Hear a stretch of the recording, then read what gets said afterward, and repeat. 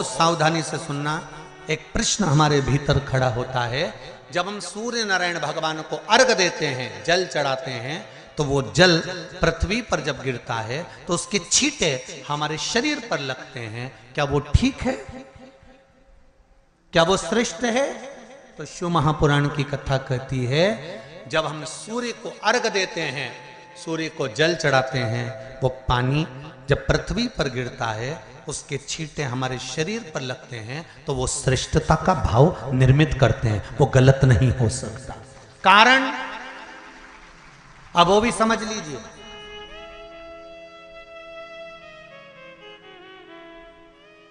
अब सूर्य नारायण भगवान को आप जल चढ़ा रहे हो तो छींटे नहीं लगे, उसके लिए क्या स्टूल पे चढ़ के चढ़ाओगे कि कुर्सी पे चढ़ के चढ़ाओगे?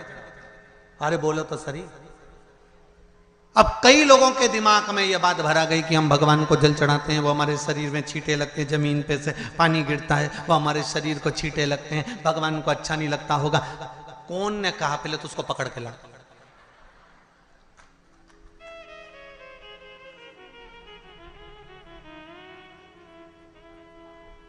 क्योंकि मेरे राम जी महाराज, मेरे भगवान कृष्ण, बड़े बड़े संत, साधु, सन्यासी, तपस्वी, साधक, उपासक जितने भी हुए, जिन्होंने सूर्य की आराधना करी, इन्होंने टेबल पे चढ़कर या कुर्सी पे चढ़कर जल नहीं चढ़ाया। इन्होंने पृथ्वी पर खड़े होकर ही, क्योंकि पृथ्वी तत्व के देव हैं शिव। जब हम मृत्यु लोक पर खड़े होकर, पृथ्वी पर खड़े होकर भगवान शंकर का भाग पृथ्वी तत्व को धारण कर कर जल को हाथ में लेकर जब समर्पित करते हैं, और जो जल नीचे गिरता है वो शरीर पर अगर लगता है तो हमको उसका आशीर्वाद ही प्राप्त होता है, दोष नहीं लगता। पर लोगों ने इसको विपरीत कर दिया। कि कौन ने विपरीत करा? कई लोगों ने इसको विपरीत कर दिया। कौन ने विपरीत करा? तो जो दूसरे धर्म के लोग होते हैं, जिनको हिंदू धर्म से नफरत होती है और जो हिंदू धर्म की पूजन, सेवा, अर्चना को समाप्त करना चाहते हैं, वो धीरे धीरे धीरे धीरे कहने लगे कि सूर्य को जल चढ़ाओगे तो शरीर में लगेगा, शरीर में लगेगा तो दोष लगेगा। इसको कह कहकर घर घर में सूर्य को जल चढ़ाना लोगों ने बंद कर दिया कि आप जल चढ़ाएंगे तो दोष लगेगा, शरीर पे छींटा लगेगा, शरीर को ऐसा लगेगा। ये दोष नहीं है। कितनी सुंदर बात है महाराज। सूर्य नारायण भगवान को जब जल चढ़ाया जाता है, हाथ सिर से 8 इंच की दूरी पर होना चाहिए। जम के बोलिए, सिर से कितना ऊंचा होना चाहिए?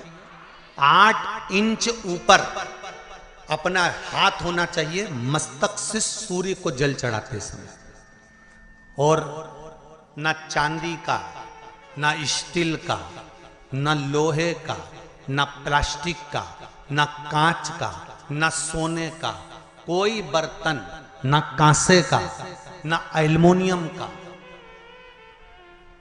ना पीतल का, केवल एक पात्र होना चाहिए, वो है तांबे का। काय का पात्र होना चाहिए? तांबे का पात्र। और सूर्य नारायण भगवान को जब 8 इंच ऊपर तुम्हारा हस्त है, और जब हम सूर्य को जल चढ़ा रहे हैं, कैसे जल चढ़ाना है वो भी समझ लीजिए।